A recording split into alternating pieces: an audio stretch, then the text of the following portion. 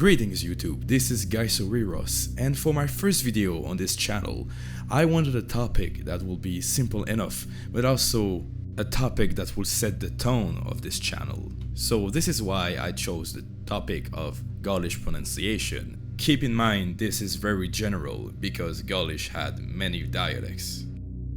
Before we start, I wanted to give some tips to English speakers, not just for pronouncing Gaulish but any other foreign language. In English, there is a phenomenon where unvoiced stops, such as p and k, become aspirated when they are stressed. Put your hand in front of your mouth and say the word cat. You felt some air coming out. Try not to make the air while saying the word cat. Now, unstressed vowels. Just like in the following words, unstressed vowels. There are a couple of vowels there that aren't fully pronounced because they are unstressed. But in Gaulish, like in many other languages, unstressed vowels still need to be pronounced with the same sound.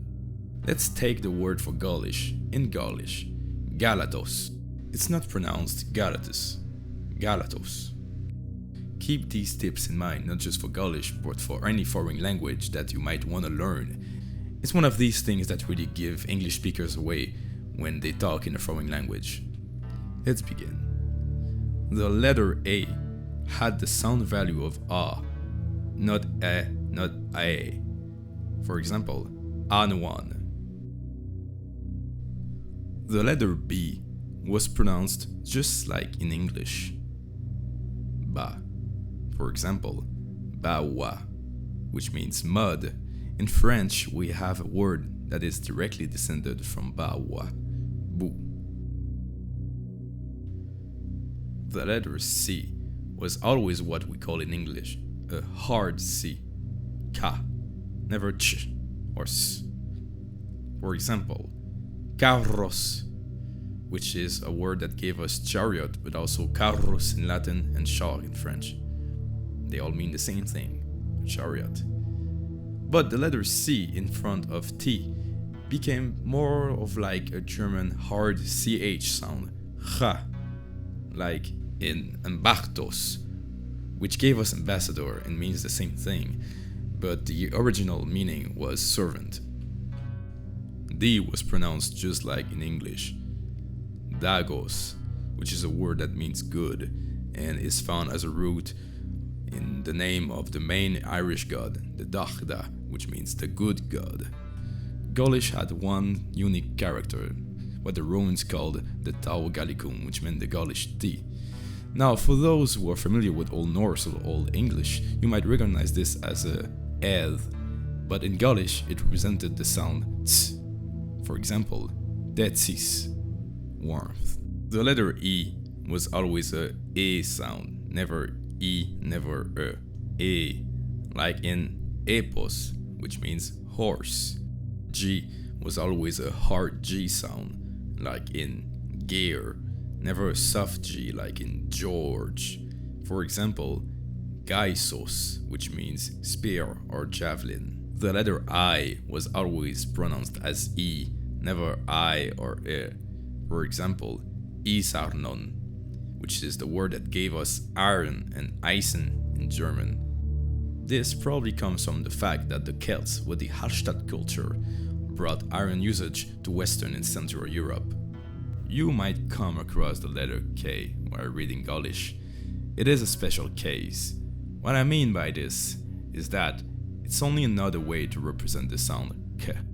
L, M, and N were pronounced just like in English, but the L and the N might have been pronounced more in the front of the mouth, like la and na, and not la and na. We don't really know. O was pronounced as a single sound, single vowel, so not like in English, more like O. For example, onos, which means ash tree. Q was pretty rare and was used just like in Latin, always with U, and it represented a quo sound. For example, Sequani, which is a name of a Gaulish tribe. R was probably road, like in Scottish English or Spanish, ra. For example, rix, which means king, and is related to the Latin word rex, which gave us regal in English amongst other words. Some people claim that the French R, ra, comes from Gaulish, but the sound wasn't found before the 17th century, and it is not found in Celtic languages today except for Breton, which was very influenced by French. The letter S was always a S sound, never a Z sound. For example, sagon, which is the word for the woolen cloak that the Gauls wore, which is kind of a mix between a kilt and a toga. The letter T is just like in English, ta. For example, tauta, which means tribe or people, and is related to the German word Deutsch. The vowel U was always pronounced as U. If the letter U was found as a consonant, it might be written down as W, W, like in viros, which means man and is related to Latin vir.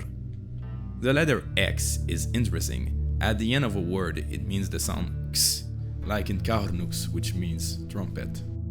However, in the middle of a word, the letter X represented a sound similar to the German hard CH, cha. For example, sechtan, which means 7.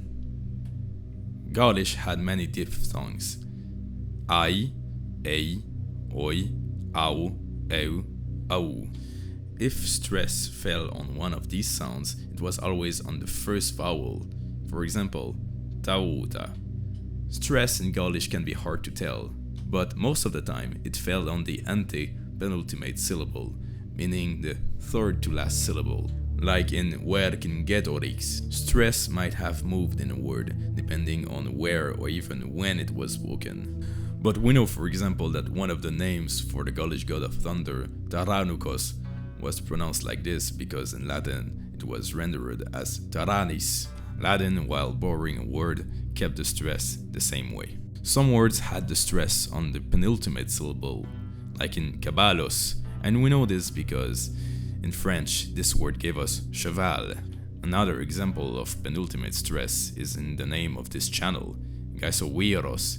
The stress cannot fall on so because it is the ending of a word, and the stress never fell on the ending of a word.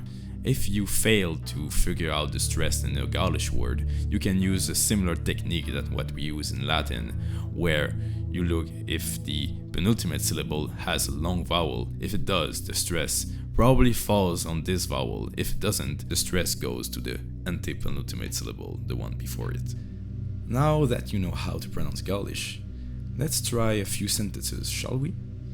I came up with the first one using Xavier Delamarre's Gaulish dictionary. If you're interested in this dictionary, I put on a link in the description below. Let's read the sentence word by word. Bardos, the bard, de warbuetid, may overcome, trauketon, sadness, virobo, of man.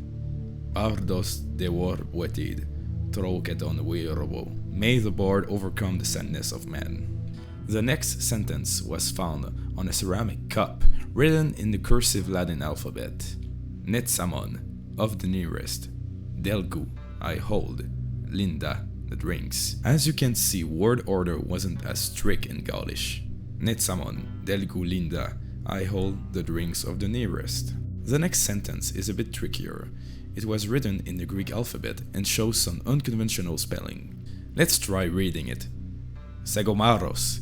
Segomaros is a personal name. It means great victory. Wilonios. This is another name. It probably means commander, but scholars aren't really sure what it means. It could be a title given to him, or it could be the name of his father, for example. Tautius, which means citizen. Namausatis, of Namausus, today Nîmes in France. Aeorau, dedicated. Belisami, to Belisama, who was a Gaulish goddess. Sosin, which is a demonstrative pronoun. Nemeton, which means sanctuary. Let's read it entirely. Segomaros, Wiloneos, Tautios, Namausatis, Aeoro, Belisami, Sosin, Nemeton. The letter E with a horizontal bar above it usually means in languages like in Latin that the sound was long, it was a long vowel. but in this case, it shows that whoever wrote this used eta in the Greek alphabet and not epsilon. So thank you for watching my first video. I hope you enjoyed it. This is Gaisowiros. See you next time.